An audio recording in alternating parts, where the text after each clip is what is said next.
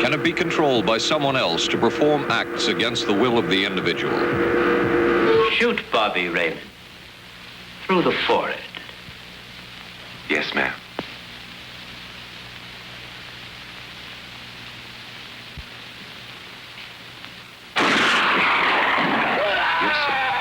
Is control of the human being, such as the Manchurian Candidate, possible?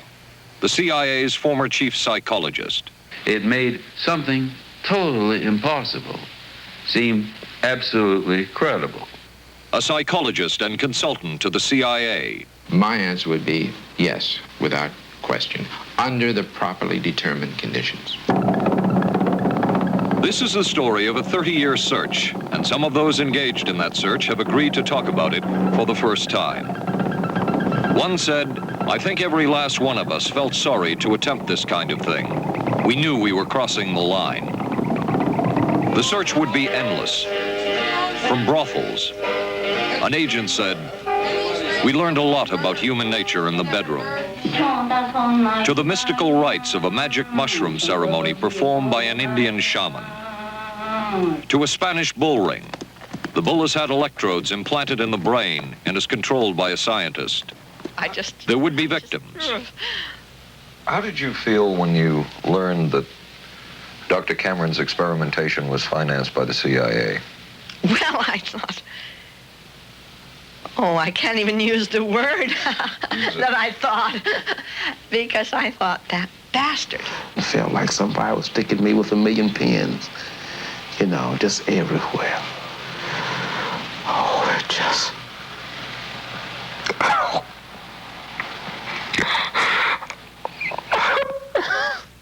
One intelligence agency tried to peel this man's mind back to reveal its deepest secrets. I lived through it. I lived through it. This man worked on some of these programs. He would write of his work, "It was fun, fun, fun." This is the story of the search for mind control.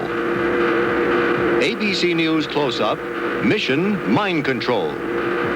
We are not professing to tell you the complete story of these activities. We are professing to tell you the complete story that we know. Right. But these records that we've uncovered don't tell the story. They tell pieces of it. This is a story that has been told in bits and pieces over the last few years. This is an attempt to pull most of it together. We know we don't have the full story. We do, however, have some striking new revelations and insights. It is a story of a concerted search by several United States intelligence agencies to perfect mind control. In 1953, at the height of the Cold War, President Eisenhower appointed Allen Dulles to be head of the CIA, the first peacetime intelligence agency in United States history. And as it had during OSS days, the search for mind control continued. As this 1952 CIA document shows, the aim at that time was controlling an individual to the point where he will do our bidding against his will, and even against such fundamental laws of nature as self-preservation. But it was a discovery here in Basel, Switzerland, at Sandoz Laboratories by Dr. Albert Hoffman, that led the intelligence agencies of America to believe that they had found the panacea.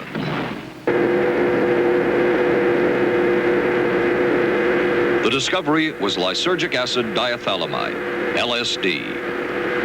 The film that you see is considered by many experts to be the closest illustration of the effects of a hallucinogenic. It was one of the first times that anybody had run into a powerful drug that was different than anything else that they knew anything about.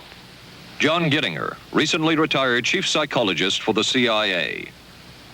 This is the first time Gittinger has been interviewed publicly. We could, in effect, disable a whole city by putting a very small amount in a water supply. After all of these years of us, those of us who involved in then looking for this secret drug, this was the only thing that began to look for the first time like it might be something like that. It would not be long before the CIA and other intelligence agencies discovered that LSD was not only powerful, but dangerous. A former CIA official who worked on these programs did not wish to be filmed or recorded. The statements he made to ABC consultant John Marks will be read by someone else. They have been corroborated by ABC News. He tells what happened to one co-worker when LSD was put into his coffee in this Washington office building. The LSD took hold and he ran to the street, as illustrated here.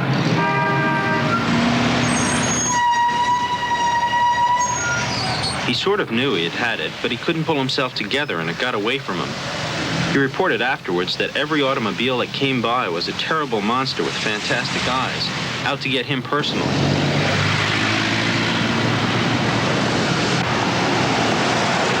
It was a real horror trip for him. It was hours of agony. It was like a dream that never stops with someone chasing you. It was awfully hard to persuade him that his friends were his friends at that point.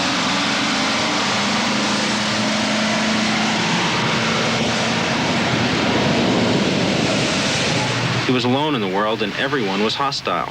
He had become a full-blown paranoid. The CIA's interest in LSD was intense. The worry was that the Russians would get hold of it. Were the Soviets into LSD? I'm going to have to say I'm sure they were, but if you ask me to prove it, I've never seen any direct proof of it. But at one point, intelligence information received from Switzerland said that Sandoz Laboratories was about to put 100 million doses of LSD on the open market. And it caused enough concern within the agency that the United States was prepared to buy the entire supply. However, a slight mistake had been made. The mistake is made public for the first time. I just found out on a new CIA document that there were no such large quantities of LSD on the market. Author John Marks has filed numerous Freedom of Information suits against the CIA and has unearthed much new material in this field. He is the author of the forthcoming book, The Search for the Manchurian Candidate, a history of OSS and CIA work with mind control. He is also a consultant for this report. What happened is that there was a military attaché in Switzerland, an American officer, who got milligrams and kilograms mixed up. In other words, he made a mistake of thinking 1/1000th of a gram was the same as 1,000 grams, which is a mistake of 1,000,000 times. So when the CIA got the intelligence that there were 100 million doses on the market, in fact, there were 100 doses.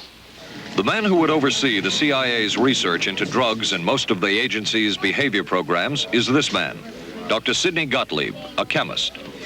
Dr. Gottlieb declined ABC News' request for an interview.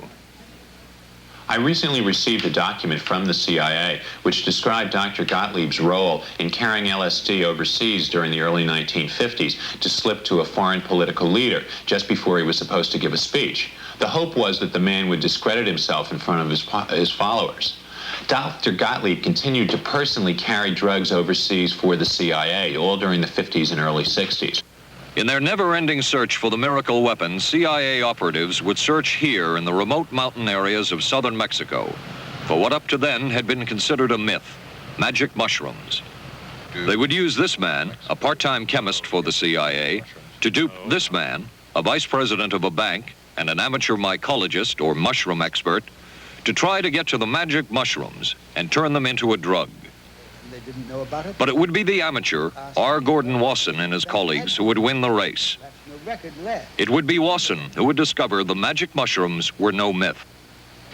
We went into the Mazatec area, far from the highways, remote from Mexico City. There we found that rotten bagasse, as it's called, bagasso, covered with mushrooms. These mushrooms I didn't know, had never seen. They were the sacred mushrooms. Wasson would also discover and record the ancient mystical rites of the mushrooms from a local shaman or magical priestess, Maria Sabina.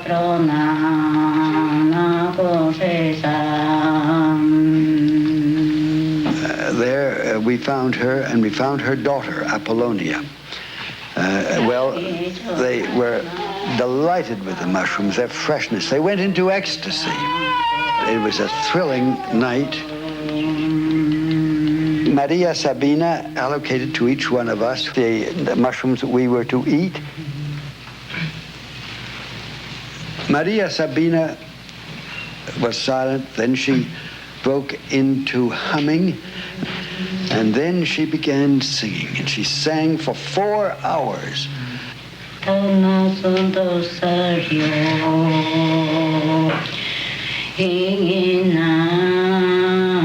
we were seeing incredible sights.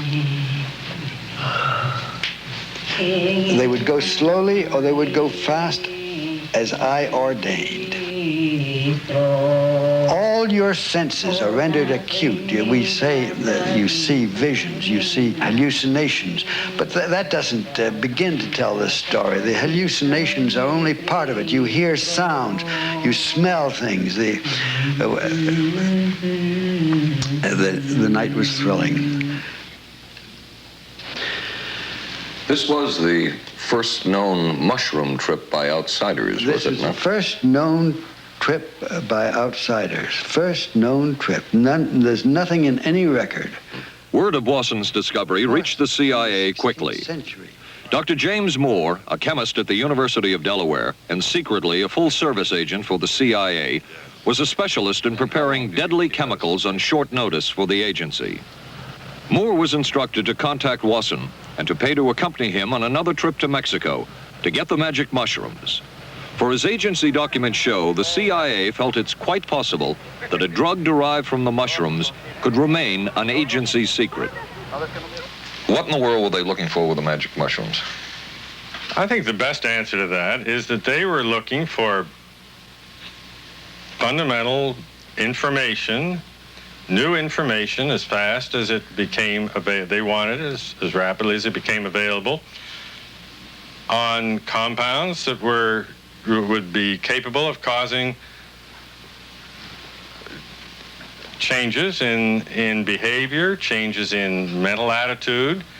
But the CIA would be beaten to the punch on developing the magic mushrooms by Sandoz Laboratories. From the mushrooms, they derived psilocybin. By the time I was in a position to do anything, Dr. Albert Hoffmann in Switzerland had isolated the principle, identified it, and synthesized it. Remarkably an excellent achievement. Did you ever consider what would have happened if any of these substances were given to, say, unwitting people? Oh, I don't remember having considered that specifically. What if you... I trust perhaps you've thought about it. Well, I haven't worried about it. Your question again, what would I have thought had I known that any of these substances would have been given to unwitting persons? You mean a hostile agent of another government? No, I mean think that was probably one of the things I had in mind. I mean testing it out on an American citizen. I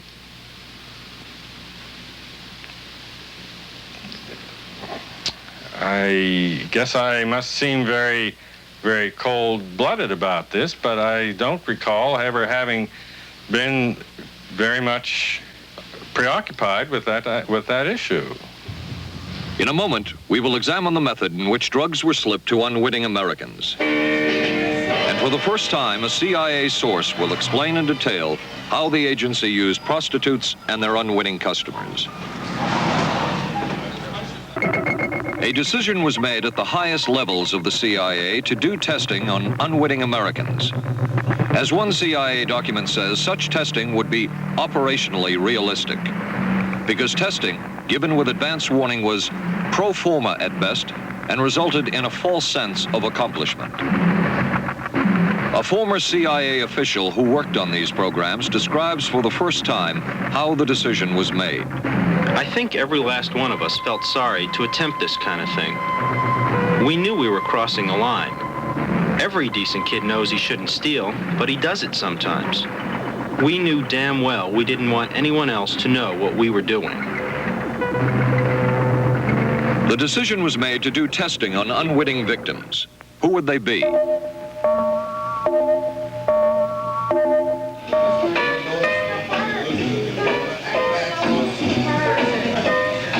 It was decided they should be on the fringes of society because they were most vulnerable. It was the borderline underworld, prostitutes, drug addicts, and other small-timers who would be powerless to seek any kind of revenge in case they found out. And as their predecessors did a decade earlier, the CIA would turn to George White for help. White was now a high-ranking narcotics official. And by this time, the stories about George White were legendary. One day I was over to see George at the Federal Bureau of Narcotics. Leo Jones, a friend of White's who installed bugging equipment for him. And there was George standing in front of a full-length mirror with a Derringer that he always carried as a second gun, which he had loaded with wax slugs and was sitting there shooting at his reflection in the mirror, having a general ball for himself. Heavy drinker. He loved to drink. Mike started out with martinis. He used to start out with martinis. By supper time, he changed to straight whiskey. Then later on, he graduated to Gibson's. I figure he consumed at least half to 3/4 of a gallon of Gibson's a day. That's a good drinker. That's a good drinker. He could hold his liquor. Very well, very well. The only thing you would ever tell about George if he was drinking, that his speech became slightly slurred when he drank more than a quart. By the time the waiter came over, he was really soused. So the waiter says, "May I help you, monsieur?" And George White was busy talking with me. Paid no attention to the waiter, so the waiter tapped him on the shoulder, says, "May I help you, monsieur?" George White turned around, whipped his gun out, and stuck it in the guy's face like this in this crowded restaurant. And I could have snuck under the table. I was so embarrassed by it. George White did not mind bending the law, and he knew the street well. He was the ideal choice for what the CIA had in mind. We were Ivy League, white, middle class. We were naive, totally naive about this, and he felt pretty expert. He knew the whores, the pimps, the people who brought in the drugs. White set up so-called safe houses for the CIA in New York, here in Greenwich Village, and later in San Francisco, in this hotel, and in an apartment atop Telegraph Hill with a commanding view of San Francisco Bay. While the existence of these safe houses was disclosed last year, details of what took place within them has not been told. A former CIA official who worked in the safe houses reveals that they were used not only for drug testing, but to study sexual behavior and how it could be used to manipulate people. We did quite a study of prostitutes and their behavior. How do you take a woman who is willing to use her body to get money out of a guy to get him to talk about things which are much more important, like state secrets? To find a prostitute who's willing to stay is a hell of a shock. It's a boost to his ego. Most of the time, he gets pretty vulnerable. What the hell is he going to talk about? Not the sex. So he starts talking about his business. It's at that time she can lead him gently. But you have to train prostitutes to do that. We learned a lot about human nature in the bedroom. It wasn't what we had just thought of, the missionary position. We started to pick up knowledge that could be used in operations. Still another safe house was opened in New York, again in Greenwich Village. The CIA this time turned to narcotics officer Charles Siragusa to set it up for them. I figured it was a bunch of eggheads in CIA trying to justify their existence.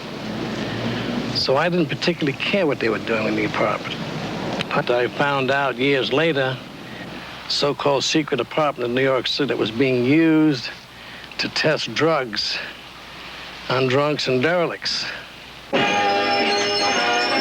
There would be victims in all of this, but as the agency knew, they couldn't fight back. Some entries from George White's diaries. Clarice gets horrors. Janet, sky high.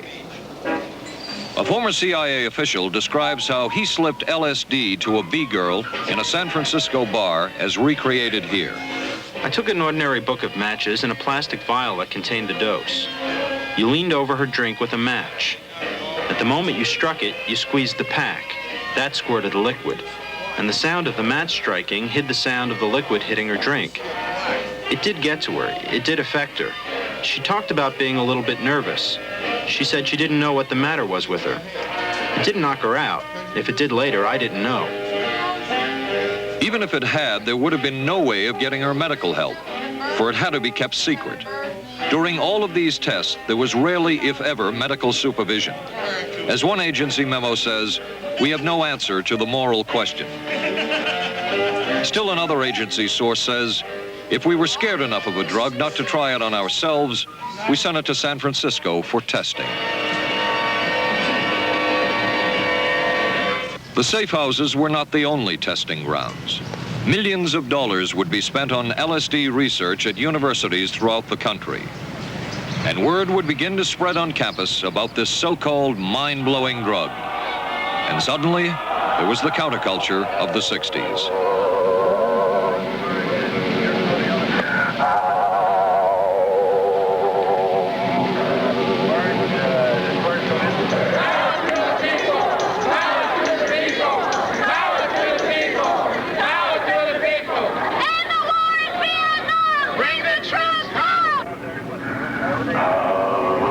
It seems to me that it was a sort of elitist drug. Dr. Sidney Cohen, one of the country's foremost authorities on LSD. Then, of course, the thing broadened enormously when Tim Leary and the Harvard group spoke so glowingly about the drug. I give the CIA a total credit for sponsoring and initiating the entire consciousness movement, counterculture events of the 1960s. Dr. Timothy Leary, the 1960s Johnny Appleseed of LSD. The CIA funded and supported and encouraged hundreds of young psychiatrists to experiment with this drug. The fallout from that was that the young psychologists began taking it themselves, discovering that it was an intelligence-enhancing, consciousness-raising experience. The counter case that I would make in relationship to that is that remember that the people who were doing the research were people who would be doing the research regardless of who was the sponsor. That it was not the CIA who asked these people who work on these. These people were working on it, and CIA helped them to do that particular work. But the more people the CIA helped in LSD research, the more people would be turned on. I know that some of the studies in which the CIA had supported used as subjects people who later became strong proselytizers of LSD. So in that sense, yes, I think it did sustain the perpetuation of the use of the drug. And it's rather ironic, isn't it? I don't think anybody working in that time in the remotest ever thought that it would blow up into the kind of thing that it did.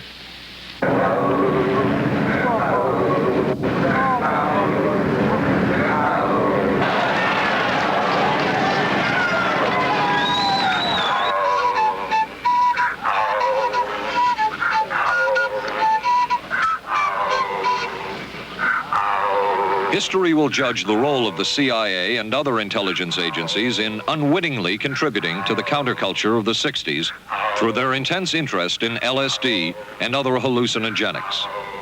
But for the moment at least, the argument can be made that the CIA helped usher in the age of Aquarius. During a span of history such as we are in this report, one can get sidetracked by the so-called glamour and mystery of espionage work. But what you can't lose sight of is what this would all mean in terms of individual human beings. There would be deaths, there would be long-lasting and harmful effects. The best-known case is that of this man, Frank Olson, a chemist employed by the Army Chemical Corps, who in 1953 was slipped LSD unknowingly at a meeting with CIA officials. Shortly after that, Olson went into severe depression. He ended his life at this New York hotel by diving through a shaded closed window in his 10th floor room.